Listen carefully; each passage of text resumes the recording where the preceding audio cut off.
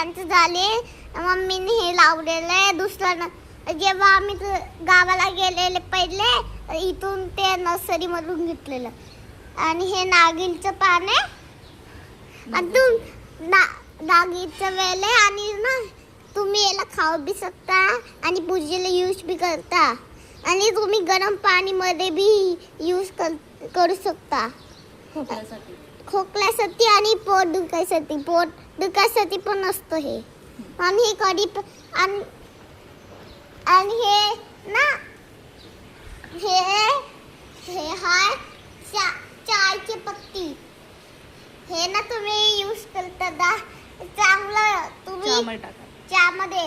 आणि तुम्हाला कॉफी बनवायची असेल तर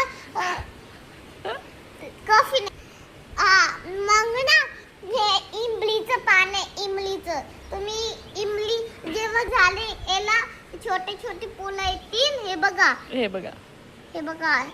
आणि तुम्ही ना याला पूजा आणि त्याला पण यूज करू शकता. आणि ना याला गणपती माऊलीला हे फूल जास्त प्रिय आहे. आणि याचे छोटे छोटे पानं बघा माऊ लागतात.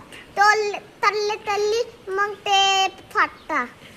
हे बघा हे हळूहळू ग्रो होतं. याला काठी आहे. आमच्या जळगाव मध्ये असंच होतं. ते पण जास्त मोठं झालं गच्चीवर असं. आणि त्याला ना छोटे छोटे पानं येत आहे. कढीचं पान आहे हे बघा. हे याला येत आहे. हे बघा हे ग्रो होतंय ना. मग ते पिंक आणि रेड आणि व्हाईट कलरचं असं पण झालं.